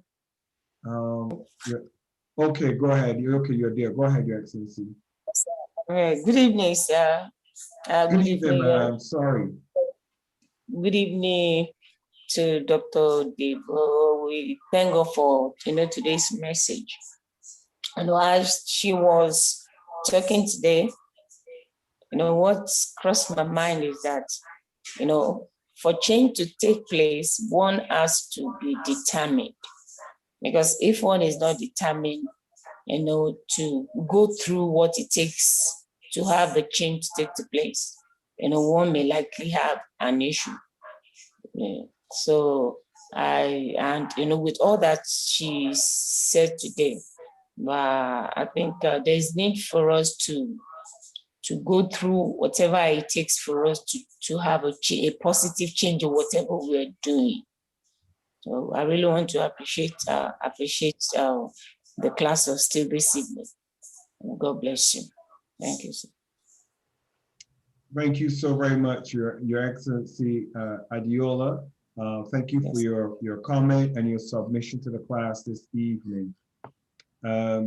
So we're looking at going through change and managing change. And I want to share this thought with you in closing this evening. I use the class of steel always as my benchmarker because we're going to be looking back at these videos and observing what has happened, where we came from, how was it? And I want us to look at this as a model of going through changes, going through the dynamics of building, the dynamics of forming, the dynamics of putting so many things in place. And like Your Excellency Olukoya, you've mentioned about COVID causing so many corporations to have to reevaluate their purpose, reevaluate the dynamics of how they operate and how they're functioning as an organization. But even some had to also reevaluate if they're going to keep functioning or if they're just going to stop functioning. And many have stopped functioning during this period. And one of the things that comforts me as a leader is you always remember, change causes pain. You cannot get any sort of change without pain. Even as you get older, there are things called growing pains. Even in organizations, you have growing pains. In relationship, you have pains. And even communicating, sometimes you stress to create a point or present what you're going to be sharing. There are always pains. And as you continue to focus on your vision, focus on what you want to accomplish, just stick to it. Stick to it and build and grow as you go forward. I will share with you a few observations that are very critical. Don't bring somebody on your team that is going in the opposite direction of yourself. That's one. Two, don't bring somebody on your team that is competing with you. Because somebody that you bring on your team competing with you, if they look better than you, if they have been at it longer than you might find yourself losing way to those individuals who you brought on to support you. Don't bring anybody on your team who does not fully support you and look forward to your success. Your success is your highest ideal and interest, but you must make sure that those you bring on your team with you are equally interested in your success and your growth. And then the final thing that I will share for this evening as we prepare for the weekend and look forward to class on Monday, the final thing, don't keep somebody on the team who does not perform.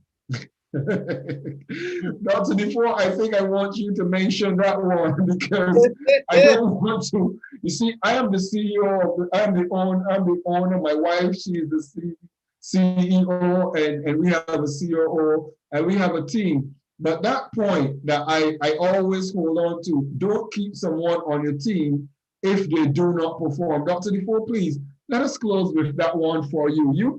Come on, give me your take on that one. Well, as you know, I was a little gentler than you. I said that earlier. I said either you have to escort that person off the iceberg or off the bus. You know, if your points were well taken, you know, if people, it's one thing if people need training, then you can train them, but sometimes you have people on your team that just have decided that they are not going to cooperate for whatever reason. And that's why when I was asked the question about the manager, either why is that person being allowed to stay in that position and manage other people? Because people like that can really sour your culture and your climate and your outcome. So sometimes, you know, you just have to, you know, say this, you know, this isn't your iceberg. This isn't the iceberg for you. I love you. I wish the best for you. And and you have to part the ways. And so I'm not mad at you. What you said is on point. You know, Your Excellency, it comes to that point. And sometimes leaders have to be courageous and know when, it's just not a good fit. And because being a leader takes courage. Sometimes you do have to part the ways, because you don't want somebody that is sabotaging you or not cooperating. And everything is sometimes the best thing you can do is to help that person go and find another iceberg where they're going to be happy. And because next thing you know, and I'm gonna close with this: when you're not looking, that person might have a match, and they ain't putting the iceberg on fire, and they melting the iceberg quicker, and you sleeping, and they burning the iceberg down. And so I'll stop there. That's my joke of the day. I'm gonna close first. Lady just walked in. If you saw me distracted, Her Excellency Jeannie just walked in, and she said, she's gonna give you guys some homework. So the homework for you guys is look at the company Samsung, Samsung, the company, and look at how they evolved, how they got to where they're at. And also the company Virgin, with Richard Branson. How many of you know that Richard Branson had a Virgin Cola? Richard Branson had Virgin Records. Richard Branson had Virgin Videos. Richard Branson had Virgin, everything you could think of, Virgin Mobile. And the beautiful thing about the dynamics of change is that he maintained something very interesting. The color of his logo never really changed. It was always red. Right? Everything that Richard Branson did. But now he has Virgin Atlantic and Virgin Galactica. Because here's the thing, you always have to keep expanding, keep growing, keep focused, and keep true. The class of steel is going to go through a lot of change, a lot of dynamic, and we're going to do a lot of great things globally. But the key thing is, with the team that we have, we're going to stay focused, stay resilient, keep building, and know one thing: if you do not quit, you will realize your dream eventually. Your Excellency Archbishop, Professor, I see you there. I'm just going to let you greet us this evening because I know you might not be able to speak to the subject as you weren't in the class, but I'll just let you greet us this evening. Professor Archbishop Barsty, please greet us this evening, Your Excellency.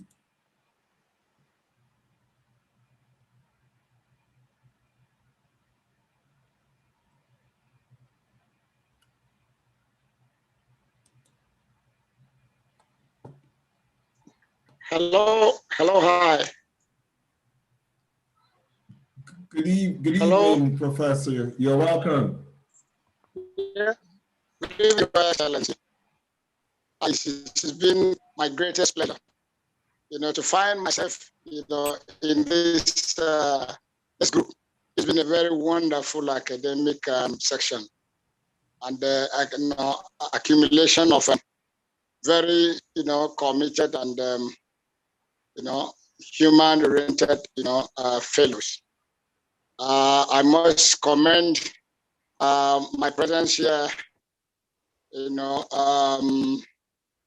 made possible by, His Majesty, Dr. Asaga, who's been a wonderful brother and a friend, very highly respected and adored, traditional royal father in Ghana.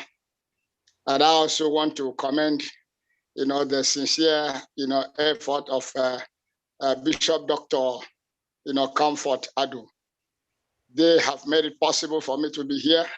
I must confess, I have had the privilege of belonging to so many humanitarian organizations, but I've never had it so wonderful, like this, steel class. It's very strange to me. All the rest, we've been members, and then we come in and do the usual business of, interacting and all that. But here is a purely academic, section with very highly profiled, professionals speaking in their own discipline and coming together, to empower others. Yesterday, I really have to apologize very sincerely. I have a very serious technical issues with my telephone. Just as we were progressing, pathetically at the point when I was really being introduced, and then I was to greet the house, my phone went blank. I tried to come up again, it couldn't help me, I couldn't resuscitate it. So please take my sincere apology, I accept it from my heart with every humility. I commend everyone, I salute you all. I am very willing and ready. I have learned so much. Yesterday, on the management, the emergency management, forum, I learned a lot. And I've also been able to interact deeply. I flashed my mind to so many other group areas in safety, in other courses that I've also taken. It was a refresher course for me yesterday, and I'm still getting more. So to everybody, particularly His Excellency Dr. Michael. Oh, I salute you. I thank you very seriously for putting up this class. It's wonderful. And the God of heavens will see us through. We're going to work together. The little thing you think I can offer, please, feel free to call me upon me. I'll be there for you. Thank you very much. Good evening, everybody. Thank you so very much, Professor. I want to just let you know, Professor, that some of your students out of Ghana and Sierra Leone and other regions have already started registering for the class of Steel U, and they're already accrediting their recommendation to you, because I see the registration forms that come in. And we have over 20-something students that have already registered for the class of Steel. So I want to equally thank you for sharing that with the youth as well.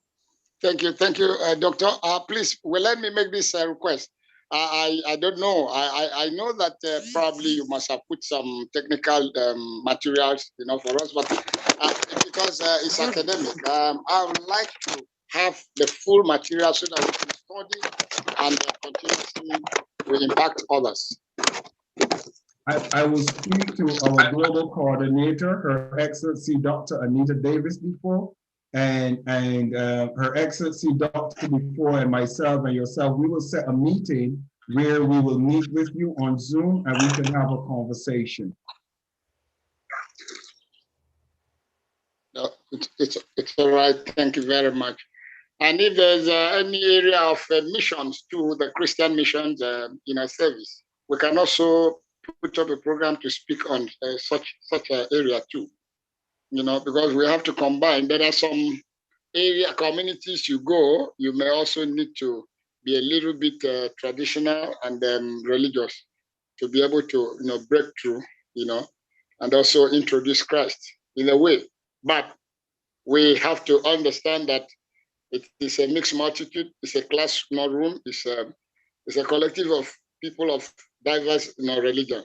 And we will also encourage ourselves so that the professionals who are in this class could also reach out to their religious group and impact them, with our vision. Thank you very much, sir.